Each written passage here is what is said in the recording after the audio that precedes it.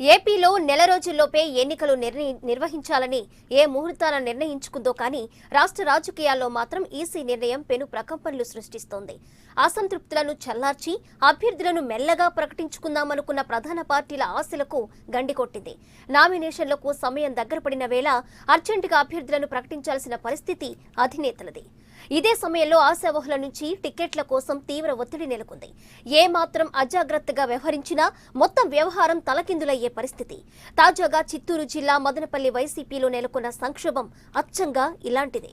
మదనపల్లి వైసీపీలో అసంతృప్తి సెగలు రగులుతున్నాయి. టికెట్ దక్కదని తెలుసుకున్న సిట్టింగ్ ఎమ్మెల్యే అధిష్టానంపై మండిపడుతున్నారు. ఇన్నాళ్లు పార్టీని నమ్ముకుని ఉన్నందుకు ఇదేనా మాకు దక్కేది అంటూ తీవ్ర ఆవేదన వ్యక్తం చేస్తున్నారు.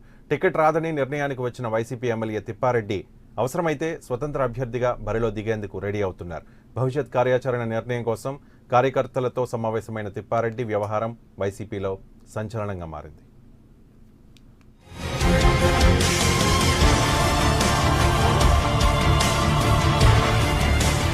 మదనపల్లి వైసీపీలో అసంతృప్తి సెగలు. సిట్టింగ్ ఎమ్మెల్యేకు టికెట్ నిరాకరించిన జగన్. రెబెల్ గా బరిలో దిగేందుకు రెడీ అవుతోన్న తిప్పారెడ్డి.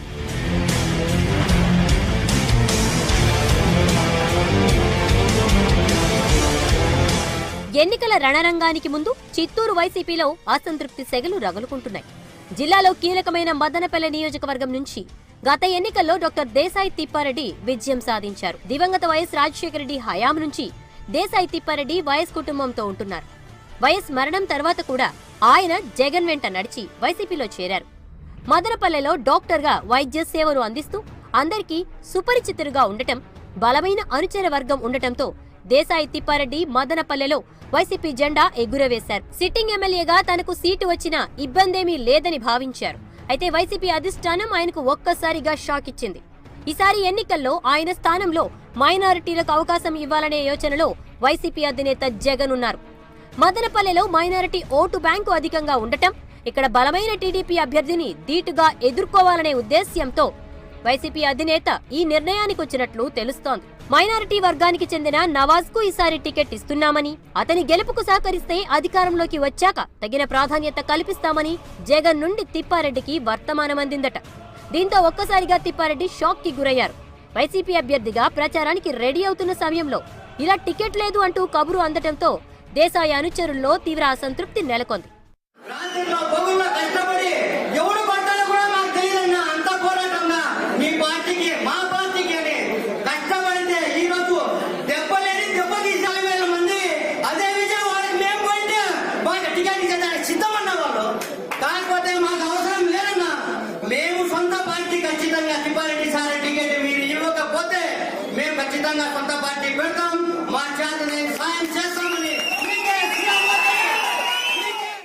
ఎమ్మెల్యే దేశాయి తిప్పారెడ్డి తన అనుచరులు పార్టీ కేడర్తో ఆత్మీయ సమావేశం నిర్వహించారు. సమావేశానికి నియోజకవర్గంలోని దేశాయి అభిమానులు, పార్టీ కార్యకర్తలు పెద్ద ఎత్తున వచ్చారు.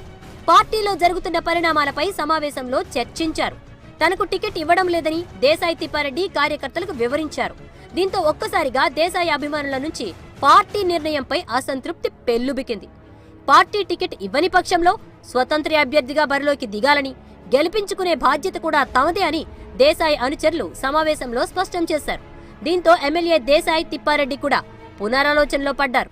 జిల్లాలో ఇప్పటికీ పార్టీకి ఒక్క రోజు కూడా ఆల్మోస్ట్ నెలలో 28 రోజులు అవైలబిలిటీ ఉంటూ ప్రజలకు అందుబాటులో ఉంటూ ప్రజల కష్ట సుఖాలు ఎన్నోసార్లు మేడం నన్ను అడుగుతూ ఉంటుంది.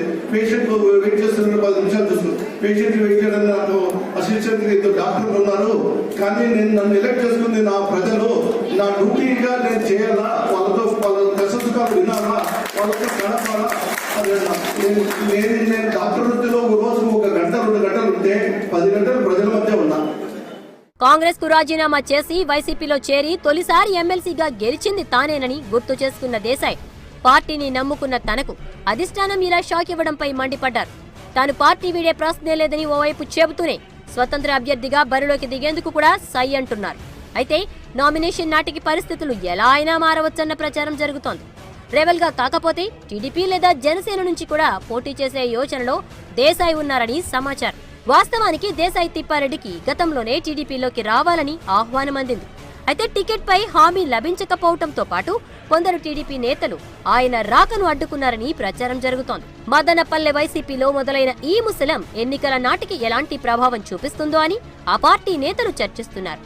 మరోవైపు ఒకవేళ నిజంగానే దేశాయ్ తిప్పారెడ్డి రెబల్ గా బరిలోకి దిగితే పార్టీ అభ్యర్థి నవాజ్ ను గెలిపించుకునే దిశగా జిల్లా సీనియర్ నేత పెద్దిరెడ్డి, ఆయన తనయుడు మాజీ ఎంపీ మిథున్ రెడ్డి రంగంలోకి దిగారు.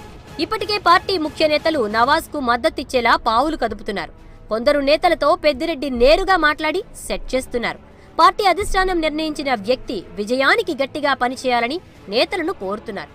ఇలాంటి చర్యలు కొంతవరకు ఫలించినా దేశాయ్ తిప్పారెడ్డి పార్టీకి దూరమైతే మాత్రం మదనపల్లె వైసీపీలో చీలిక రావడం ఖాయమని ఆ పార్టీ నేతలు అభిప్రాయపడుతున్నారు. తిప్పారెడ్డి వైసీపీకి దూరమైతే రానున్న ఎన్నికల్లో మదనపల్లెలో వైసీపీ విజయావకాశాలకు చాలా వరకు గండిపడే అవకాశముందన్న విశ్లేషణలు వినిపిస్తున్నాయి.